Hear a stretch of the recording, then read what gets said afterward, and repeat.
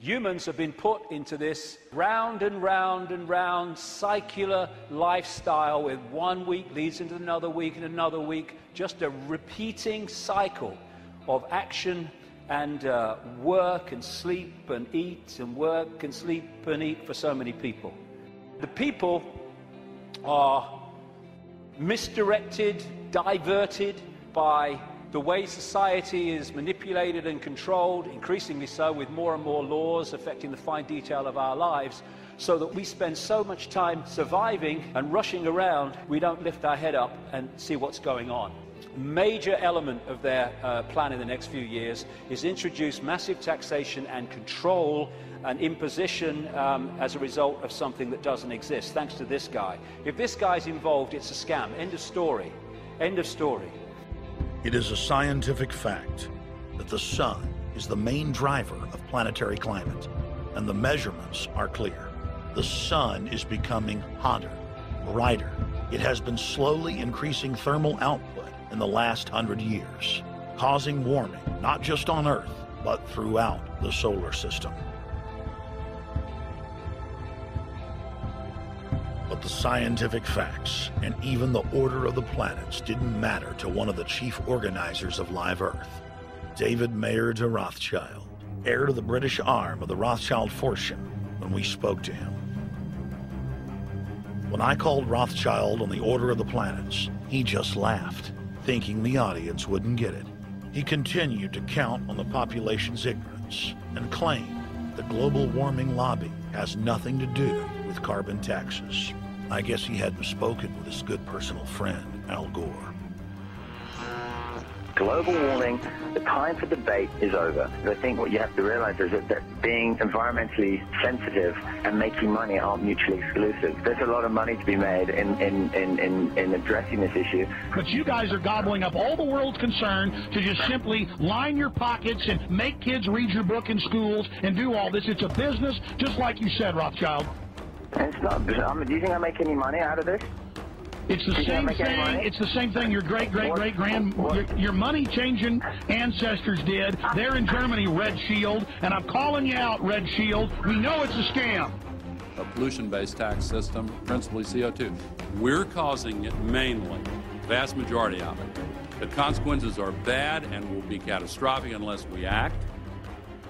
The polar ice caps of Mars are receding at several miles a year, much faster than ours, and that the moons of Saturn and Jupiter are melting. In fact, several of their moons were ice and are now liquid seas.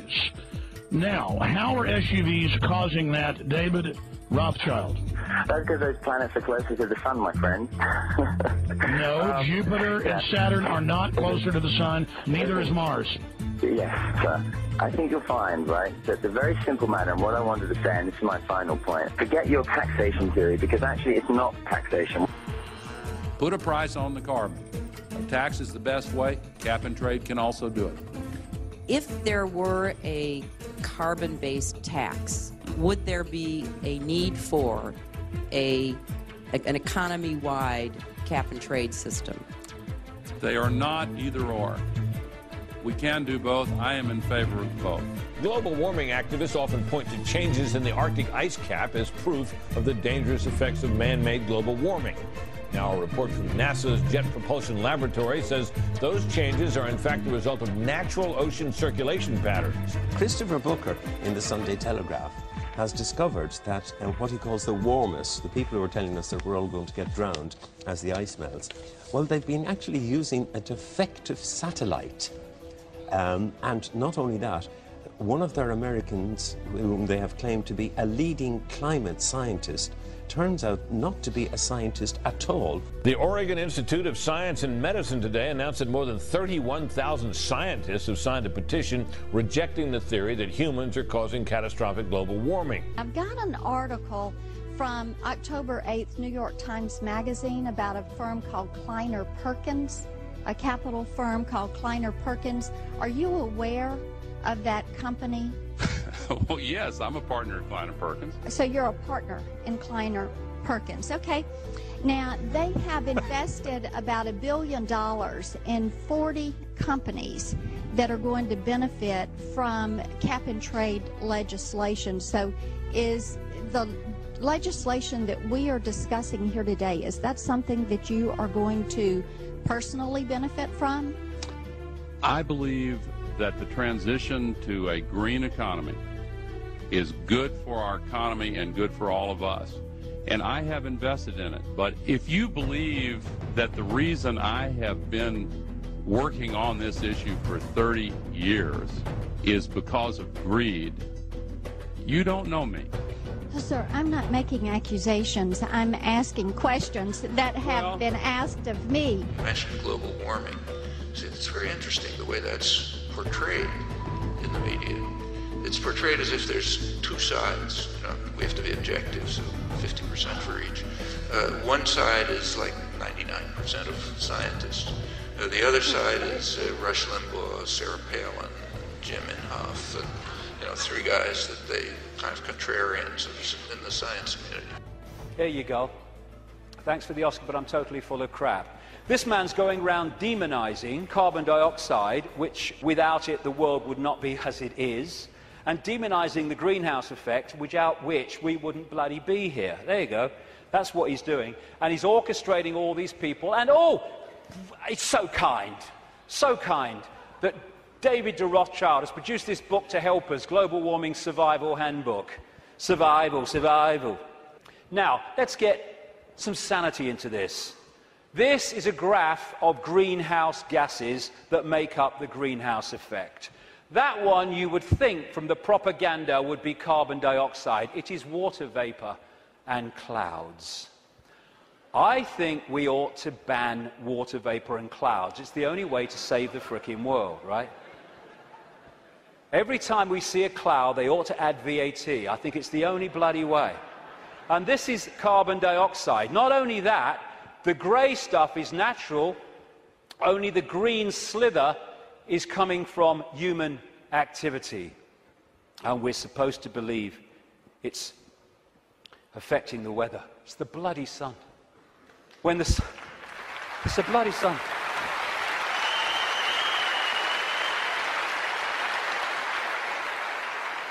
When the sun is in an active phase, it gets warmer. When it's in a non-active phase, it gets cooler, which is why over the last 10, 11 years, when the sun's been in a non-active phase, it's got cooler year on year. And one of these groups in this network with Brzezinski's Trilateral Commission is the Club of Rome. It was created in the 60s to orchestrate the use of the environment to push the agenda. Aurelio Pecci, the founder of the Club of Rome, quoted it in their own publication in 1991. In searching for a new enemy to unite us, we came up with the idea that pollution, the threat of global warming, water shortages, famine and the like would fit the bill. And they've played it out ever since through the Church of Climatology, which is just a cult. And here's the high priest. And we have this guy, Nick Clegg, who actually calls people that challenge the global warming climate change official story as climate change deniers.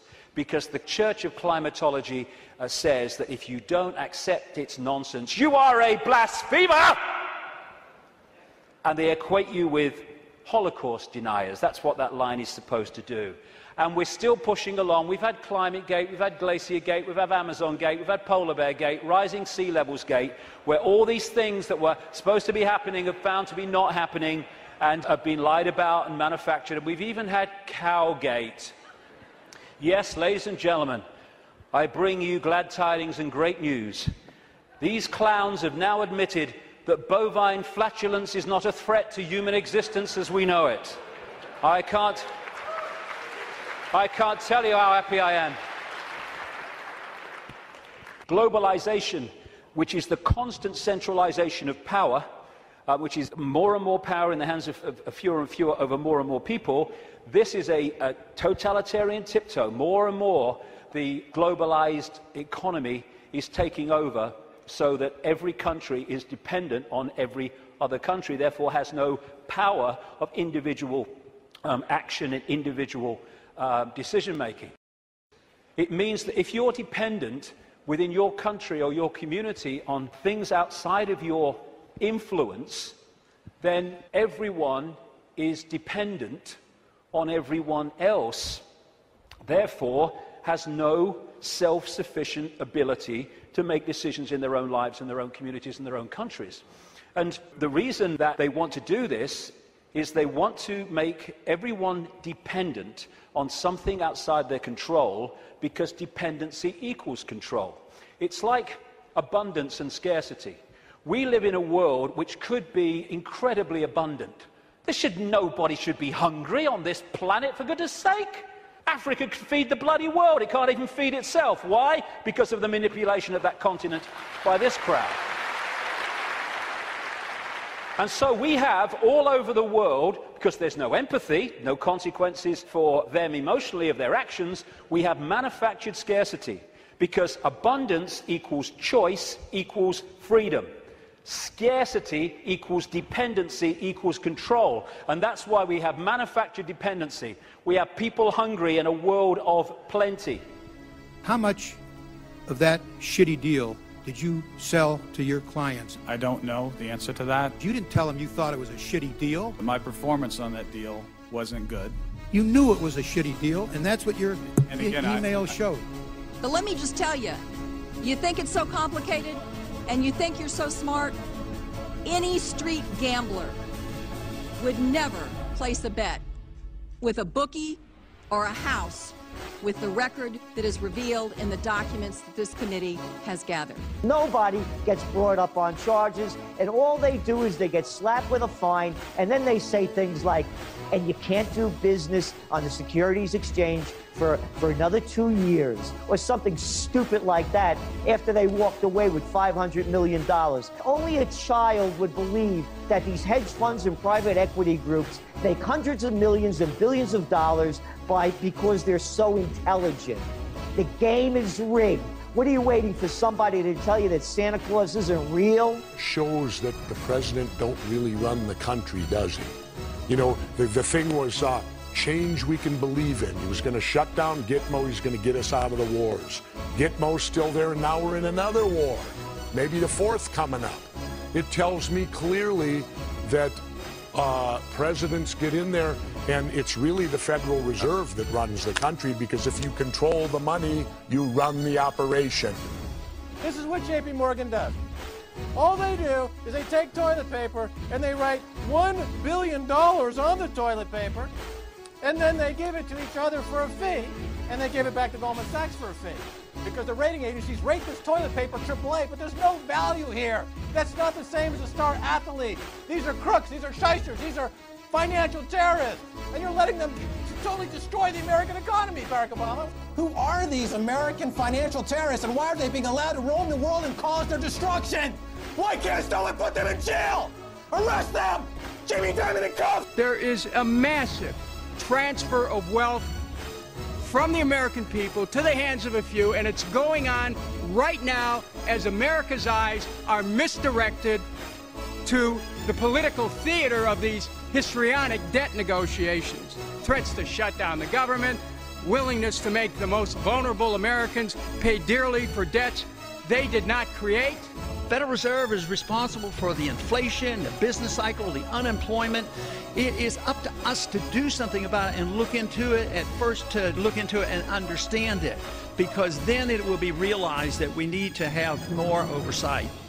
To run for president needs cuckoo land amounts of money. Where do they come from? It comes from here. Where does that money come from? And therefore, you have two people put up for president who are there because of the money provided by this network. Therefore, they've chosen not only who it's going to be, but they've sorted out what the policies are going to be in return for that money. And this is what they do. We think we're choosing our leaders. We're not. It's a myth. And so this structure that I showed you earlier comes into this, where these leaders are put into power to carry out the agenda of the control system, which is why when parties change, whatever they've said in opposition goes out the window and they start acting like the party in government previously that they were criticizing. The common denominator is whoever gets in power basically introduces the control system, and whoever's out of power opposes the control system verbally, which means that you have the illusion of choice when whoever's in power unfolds the agenda. So there is no choice. It's a myth. And they control these institutions and play the people off against each other, divide and rule, both within countries and between countries.